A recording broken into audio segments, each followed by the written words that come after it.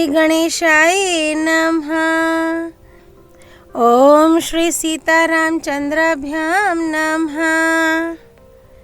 श्रीमद् वाल्मीकि रामायण सुंदरकांड सर्ग 65 से 68। सर्ग 65। हनुमान जी का श्री राम को सीता का समाचार सुनाना। तदनंतर विचित्र काननों से सुशोभित प्रस्तर वन पर्वत पर जाकर युवराज अंगद को आगे करके श्री राम, महाबली लक्ष्मण तथा सुग्रीव को मस्तक झुकाकर प्रणाम करने के अनंतर सब वानरों ने सीता का समाचार बताना आरंभ किया। सीता देवी रावण के अंतःपुर में रोक रखी गई हैं। राक्षसियां उन्हें धमकाती रहती हैं। श्री राम के प्रति उनका अनन्य अनुराग है। रावण ने सीता के जीवित रहने के लिए केवल 2 मास की अवधि दे रखी है। इस समय विदेह कुमारी को कोई क्षति नहीं पहुंची है, वे सकुशल हैं। श्री रामचंद्र जी के निकट ये सब बातें बताकर वे वानर चुप हो गए। विदेह कुमारी के सकुशल होने का वृतांत सुनकर श्री राम ने आगे की बात पूछते हुए कहा, वानरों, देवी सीता कहाँ है? मेरे प्रति उनका कैसा भाव है? विदेह कुमारी के विषय में ये सारी बातें मुझसे कहो। श्री रामचंद्र जी का यह कथन सुनकर वे वानर श्री राम के निकट सीता के वृतांत को अच्छी तरह जानने वाले हनुमान जी को उत्तर देने के लिए प्रेरित करने लगे। उन वानरों की बात सुनकर पवन पुत्र हनुमान जी ने पहले देवी सीता के उद्देश्य से दक्षिण दिशा की ओर मस्तक झुकाकर प्रणाम किया। फिर बातचीत की कला को जानने वाले उन वानर वीर ने सीता जी का दर्शन जिस प्रकार हुआ था वह सारा वृतांत कह सुनाया। तत्पश्चात अपने तेज से प्रकाशित होने वाली उस दिव्य कांचन मणि को भगवान श्री राम के हाथ में देकर हनुमान जी हाथ जोड़कर बोले, प्रभो, मैं जनक नंदिनी सीता के दर्शन की इच्छा से उनका पता लगाता हुआ 100 योजन विस्तृत समुद्र को लांघकर उसके दक्षिण किनारे पर जा पहुंचा। वहीं दुरात्मा रावण की नगरी लंका है, वह समुद्र के दक्षिण तट पर ही बसी हुई है।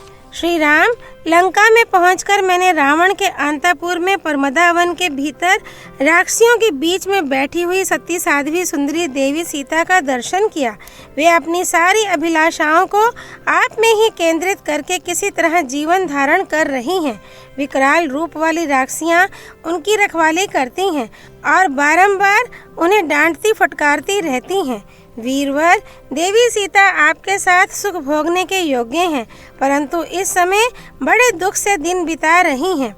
उन्हें रावण के अंतःपुर में रोक रखा गया है और वे राक्षसियों के पहरे में रहती हैं। सिर पर एक वेणी धारण किए दुखी हो सदा आपकी चिंता में डूबी रहती हैं। वे नीचे भूमि पर सोती हैं। जैसे जाड़े के दिनों में पाला पड़ने के कारण कमलिनी सूख जाती है, उसी प्रकार उनके अंगों की कांति फीकी पड़ गई है। रावण से उनका कोई प्रयोजन नहीं है। उन्होंने प्राण त्याग देने का निश्चय कर लिया है। ककुस कुलभूषण, उनका मन निरंतर आप में ही लगा रहता है। निष्पाप नरश्रेष्ठ, मैंने बड़ा प्रयत्न करके किसी तरह महारानी सीता का पता लगाया और धीरे धीरे इक्ष्वाकु वंश की कीर्ति का वर्णन करते हुए किसी प्रकार उनके हृदय में अपने प्रति विश्वास उत्पन्न किया। तत्पश्चात देवी से वार्तालाप करके मैंने यहाँ की सब बातें उन्हें बतलाई। आपकी सुग्रीव के साथ मित्रता का समाचार सुनकर उन्हें बड़ा हर्ष हुआ। उनका उच्च कोटि का आचार विचार पातिव्रते सुदृढ़ है। वे सदा आप में ही भक्ति रखती हैं। महाभाग पुरुषोत्तम, इस प्रकार जनक नंदिनी को मैंने आपकी भक्ति से प्रेरित होकर कठोर तपस्या करते देखा है। महामते रघुनंदन, चित्रकूट में आपके पास देवी के रहते समय एक कौवे को लेकर जो घटना घटित हुई थी, उस वृतांत को उन्होंने पहचान के रूप में मुझसे कहा था। जानकी जी ने आते समय मुझसे कहा, वायुनंदन, तुम यहाँ जैसी मेरी हालत देख चुके हो वह सब भगवान श्री राम को बताना और इस मणि को बड़े यत्न से सुरक्षित रूप में ले जाकर उनके हाथ में देना। ऐसे समय में देना जबकि सुग्रीव भी निकट बैठकर तुम्हारी कही हुई बातें सुन रहे हों। साथ ही मेरी ये बातें भी उनसे निवेदन करना। प्रभो, आपकी दी हुई यह कांतिमती चूड़ामणि मैंने बड़े यत्न से सुरक्षित रखी थी। जल से प्रकट हुए इस दीप्तिमान रत्न को मैंने आपकी सेवा में लौटाया है। निष्पाप रघुनंदन, संकट के समय इसे देखकर मैं उसी प्रकार आनंद मगन हो जाती थी जैसे आपके दर्शन से आनंदित होती हूँ। आपने मेरे ललाट में जो मैंसिल का तिलक लगाया था, इसको स्मरण कीजिए। ये बातें जानकी जी ने कही थीं। उन्होंने यह भी कहा, दशरथ नंदन, मैं 1 मास और जीवन धारण करूंगी, उसके बाद राक्षसों के वश में पड़कर प्राण त्याग दूंगी, किसी तरह जीवित नहीं रह सकूंगी। इस प्रकार दुबले पतले शरीर वाली धर्मपरायणा सीता ने मुझे आपसे कहने के लिए यह संदेश दिया था। वे रावण के अंतःपुर में कैद हैं और भय के मारे आंख फाड़ फाड़ कर इधर उधर देखने वाली हरिणी के समान वे सशंक दृष्टि से सब ओर देखा करती हैं। रघुनंदन, यही वहाँ का वृत्तांत है जो सब का सब मैंने आपकी सेवा में निवेदन कर दिया। अब सब प्रकार से समुद्र को पार करने का प्रयत्न कीजिए। राजकुमार श्री राम और लक्ष्मण को कुछ आश्वासन मिल गया, ऐसा जानकर तथा वह पहचान श्री रघुनाथ जी के हाथ में देकर वायुपुत्र हनुमान ने देवी सीता की कही हुई सारी बातें कर्मशः अपनी वाणी द्वारा पूर्ण रूप से कह सुनाई। श्री वाल्मीकि निर्मित आर्ष रामायण आदि काव्य के सुंदरकांड में 65वां सर्ग पूरा हुआ। सर्ग 66। चूड़ामणि को देखकर और सीता का समाचार पाकर श्री राम का उनके लिए विलाप। हनुमान जी के ऐसा कहने पर दशरथ नंदन श्री राम उस मणि को अपनी छाती से लगाकर रोने लगे। साथ ही लक्ष्मण भी रो पड़े।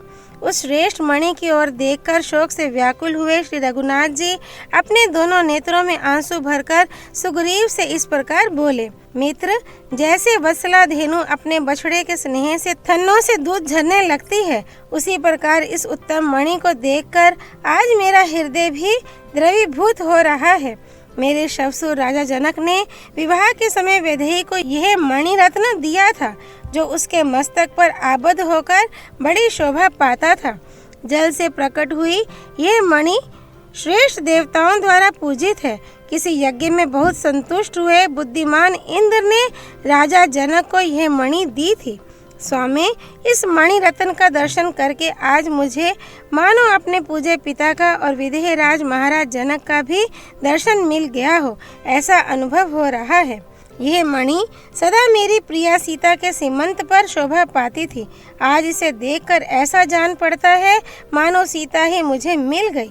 स्वामी पवन कुमार, जैसे बेहोश हुए मनुष्य को होश में लाने के लिए उस पर जल के छींटे दिए जाते हैं, उसी प्रकार विदेह नंदिनी सीता ने मूर्छित हुए से मुझ राम को अपने वाक्य रूपी शीतल जल से सींचते हुए क्या क्या कहा है, यह बारंबार बताओ।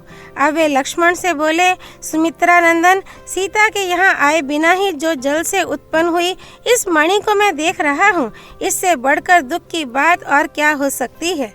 फिर वे हनुमान जी से बोले, वीर पवन कुमार, यदि विदेह नंदिनी सीता 1 मास तक जीवन धारण कर लेगी तब तो वह बहुत समय तक जी रही है। मैं तो कजरारे नेत्रों वाली जानकी के बिना अब एक क्षण भी जीवित नहीं रह सकता। तुमने जहाँ मेरी प्रिया को देखा है उसी देश में मुझे भी ले चलो। उसका समाचार पाकर अब मैं एक क्षण भी यहाँ नहीं रुक सकता। हाय, मेरी सती साध्वी सुमध्यमा सीता बड़ी भीरू है। वह उन घोर रूपधारी भयंकर राक्षसों के बीच में कैसे रहती होगी। निश्चय ही अंधकार से मुक्त किंतु बादलों से ढके हुए शरतकालीन चंद्रमा के समान सीता का मुख इस समय शोभा नहीं पा रहा होगा। हनुमान, मुझे ठीक ठीक बताओ, सीता ने क्या क्या कहा है। जैसे रोगी दवा लेने से जीता है, उसी प्रकार मैं सीता के इस संदेश वाक्य को सुनकर ही जीवन धारण करूँगा। हनुमान, मुझसे बिछड़ी हुई मेरी सुंदर कटी प्रदेश वाली मधुर भाषिणी सुंदरी प्रियतमा जनक नंदिनी सीता ने मेरे लिए कौन सा संदेश दिया है। वह दुख पर दुख उठाकर भी कैसे जीवन धारण कर रही है। श्री वाल्मीकि निर्मित आर्ष रामायण आदि काव्य के सुंदर कांड में 66वां सर्ग पूरा हुआ। सर्ग 67। हनुमान जी का भगवान श्री राम को सीता का संदेश सुनाना। महात्मा श्री रघुनाथ जी के ऐसा कहने पर श्री हनुमान जी ने सीता जी की कही हुई सब बातें उनसे निवेदन कर दी। वे बोले, पुरुषोत्तम, जानकी देवी ने पहले चित्रकूट पर बीती हुई एक घटना का यथावत रूप से वर्णन किया था। उसे उन्होंने पहचान के तौर पर इस प्रकार कहा था।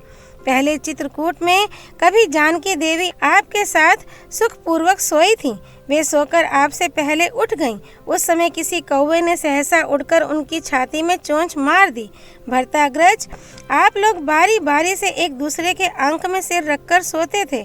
जब आप देवी के अंक में मस्तक रखकर सोए थे, उस समय पुनः उसी पक्षी ने आकर देवी को कष्ट देना आरंभ किया। कहते हैं उसने फिर आकर जोर से चोंच मार दी। तब देवी के शरीर से रक्त बहने लगा और उससे भीग जाने के कारण आप जग उठे। शत्रुओं को संताप देने वाले रघुनंदन, उस कौवे ने जब लगातार इस तरह पीड़ा दी, तब देवी सीता ने सुख से सोए हुए आपको जगा दिया। महाबाहो, उनकी छाती में घाव हुआ देख आप विषधर सर्प के समान कुपित हो उठे और इस प्रकार बोले, भीरू, किसने अपने नखों के अग्रभाग से तुम्हारी छाती में घाव कर दिया है? कौन कुपित हुए 5 मुंह वाले सर्प के साथ खेल रहा है? ऐसा कहकर आपने जब सहसा इधर उधर दृष्टि डाली, तब उस कौवे को देखा। उसके तीखे पंजे खून में रंगे हुए थे और वह सीता देवी की ओर मुंह करके ही कहीं बैठा था। सुना है उड़ने वालों में श्रेष्ठ वह कौवा साक्षात इंद्र का पुत्र था, जो उन दिनों पृथ्वी पर विचर रहा था। वह वायु देवता के समान शीघ्रगामी था। मतिमानों में श्रेष्ठ महाबाहो, उस समय आपके नेत्र क्रोध से घूमने लगे और आपने उस कौवे को कठोर दंड देने का विचार किया। आपने अपनी चटाई में से एक कुशा निकालकर हाथ में ले लिया और उसे ब्रह्मास्त्र से अभिमंत्रित किया। फिर तो वह कुश परले काल की अग्नि के समान प्रज्वलित हो उठा। उसका लक्ष्य वह कौवा ही था। आपने उस जलते हुए कुश को कौवे की ओर छोड़ दिया। फिर तो वह दीप्तिमान दर्प उस कौवे का पीछा करने लगा। आपके भय से डरे हुए समस्त देवताओं ने भी उस कौवे को त्याग दिया। वह तीनों लोकों में चक्कर लगाता फिरा, किंतु कहीं भी उसे कोई रक्षक नहीं मिला। शत्रुदमन श्री राम सब ओर से निराश होकर वह कौवा फिर वहीं आपकी शरण में आया। शरण में आकर पृथ्वी पर पड़े हुए उस कौवे को आपने शरण में ले लिया, क्योंकि आप शरणागत वत्सल हैं। यद्यपि वह वध के योग्य था, तो भी आपने कृपा पूर्वक उसकी रक्षा की। रघुनंदन, उस ब्रह्मास्त्र को व्यर्थ नहीं किया जा सकता था, इसलिए आपने उस कौवे की दाहिनी आंख फोड़ डाली। श्री राम, तदनंतर आपसे विदा ले वह कौवा भूतल पर आपको और स्वर्ग में राजा दशरथ को नमस्कार करके अपने घर को चला गया। सीता कहती हैं, रघुनंदन, इस प्रकार अस्त्र वेताओं में श्रेष्ठ, शक्तिशाली और शीलवान होते हुए भी आप राक्षसों पर अपने अस्त्र का प्रयोग क्यों नहीं करते हैं? श्री राम, दानव, गंधर्व, असुर और देवता कोई भी सम्रांगण में आपका सामना नहीं कर सकते। आप बल पराक्रम से संपन्न हैं। यदि मेरे प्रति आपका कुछ भी आदर है, तो आप शीघ्र ही अपने तीखे बाणों से रणभूमि में रावण को मार डालिए। हनुमान अथवा अपने भाई की आज्ञा लेकर शत्रुओं का संताप देने वाले रघुकुल तिलक नरश्रेष्ठ लक्ष्मण क्यों नहीं मेरी रक्षा करते हैं? वे दोनों पुरुष सिंह श्री राम और लक्ष्मण वायु तथा अग्नि के तुल्य तेजस्वी एवं शक्तिशाली हैं। देवताओं के लिए भी दुर्जय हैं, फिर किस लिए मेरी उपेक्षा कर रहे हैं? इसमें संदेह नहीं कि मेरा ही कोई ऐसा महान पाप है जिसके कारण वे दोनों शत्रु संतापी वीर एक साथ रहकर समर्थ होते हुए मेरी रक्षा नहीं कर रहे हैं। रघुनंदन, विदेह नंदिनी का करुणाजनक उत्तम वचन सुनकर मैंने पुनः आर्या सीता से ये बात कही। देवी, मैं सत्य की शपथ खाकर कहता हूँ कि श्री रामचंद्र जी तुम्हारे शोक के कारण ही सब कार्यों से विरत हो रहे हैं। श्री राम के दुखी होने से लक्ष्मण भी संतप्त हो रहे हैं। किसी तरह आपका दर्शन हो गया, आपके निवास स्थान का पता लग गया, अतः अब शोक करने का अवसर नहीं है। भामिनी, आप इसी मुहूर्त में अपने सारे दुखों का अंत हुआ देखेंगी। शत्रुओं को संताप देने वाले वे दोनों नरश्रेष्ठ राजकुमार आपके दर्शन के लिए उत्साहित हो लंकापुरी को जलाकर भस्म कर देंगे। वरारोहे सम्रांगण में रौद्र राक्षस रावण को बंधु बांधवों सहित मारकर रघुनाथ जी अवश्य ही आपको अपनी पुरी में ले जाएंगे। सती साध्वी देवी, अब आप मुझे कोई ऐसी पहचान दीजिए जिसे श्री रामचंद्र जी जानते हों और जो उनके मन को प्रसन्न करने वाला हो। महाबली वीर तब उन्होंने चारों ओर देखकर वेणी में बांधने योग्य इस उत्तम मणि को अपने वस्त्र से खोलकर मुझे दे दिया। रघुवंशियों के प्रियतम श्री राम, आपके लिए इस मणि को दोनों हाथों में लेकर मैंने सीता देवी को मस्तक झुकाकर प्रणाम किया और यहाँ आने के लिए मैं उतावला हो उठा। लौटने के लिए उत्साहित हो मुझे अपने शरीर को बढ़ाते देख सुंदरी जनक नंदिनी सीता बहुत दुखी हो गईं। उनके मुख पर आंसुओं की धारा बह चली। मेरी उछलने की तैयारी से वे घबरा गईं और शोक के वेग से आहत हो उठी। उस समय उनका स्वर अश्रु गदगद हो गया था। वे मुझसे कहने लगीं, महाकपे, तुम बड़े सौभाग्यशाली हो जो मेरे महाबाहु प्रियतम कमल नयन श्री राम को तथा मेरे यशस्वी देवर महाबाहु लक्ष्मण को भी अपनी आंखों से देखोगे। सीता जी के ऐसा कहने पर मैंने उन मिथिलेश कुमारी से कहा, देवी जनक नंदिनी, आप शीघ्र मेरी पीठ पर चढ़ जाइए। महाभागे श्यामलोचने, मैं अभी सुग्रीव और लक्ष्मण सहित आपके पतिदेव श्री रघुनाथ जी का आपको दर्शन कराता हूँ।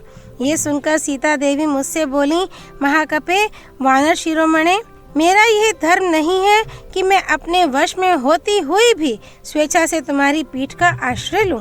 वीर, पहले जो राक्षस रावण के द्वारा मेरे अंगों का स्पर्श हो गया, उस समय वहाँ मैं क्या कर सकती थी? मुझे तो काल ने ही पीड़ित कर रखा था। अतः वानर परवर, जहाँ वे दोनों राजकुमार हैं वहाँ तुम जाओ। ऐसा कहकर वे फिर मुझे संदेश देने लगी।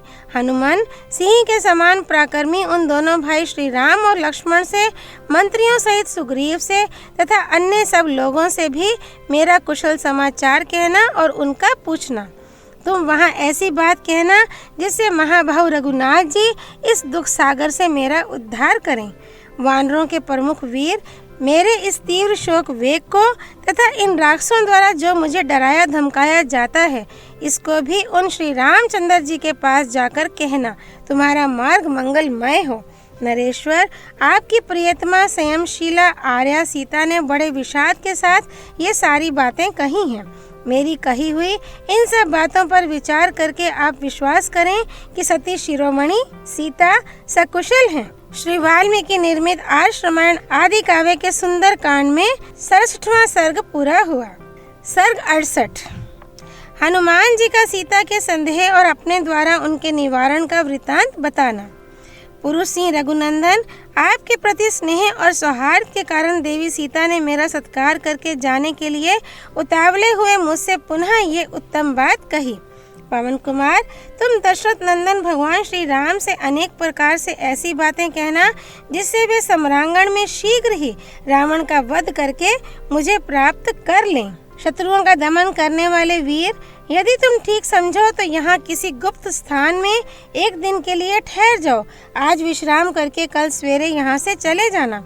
वानर, तुम्हारे निकट रहने से मुझ मंद भागिनी को इस शोक विपाक से थोड़ी देर के लिए भी छुटकारा मिल जाए। तुम पराक्रमी वीर हो। जब पुनः आने के लिए यहाँ से चले जाओगे तब मेरे प्राणों के लिए भी संदेह उपस्थित हो जाएगा, इसमें संशय नहीं है।